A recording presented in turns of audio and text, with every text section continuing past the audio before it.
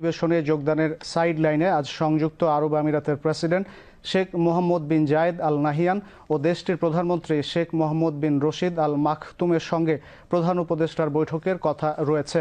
এছাড়াও বিভিন্ন দেশের রাষ্ট্র ও সরকার প্রধান, বিভিন্ন আন্তর্জাতিক সংস্থার প্রধান ও উচ্চ পর্যায়ের প্রতিনিধিদের সঙ্গেও প্রধান উপদেষ্টার সাক্ষাতের কথা রয়েছে। এর আগে ওয়ার্ল্ড গভর্নমেন্ট সামিটে যোগ দিতে বুধবার স্থানীয় সময় রাত 11:30টায় দুবাই পৌঁছান প্রধান উপদেষ্টা প্রফেসর মোহাম্মদ ইউনুস। সংযুক্ত আরব আমিরাতের ক্রীড়ামন্ত্রী আহমেদ বেলহোল আল ফালাসি প্রধান উপদেষ্টাকে দুবাইয়ে স্বাগত জানান।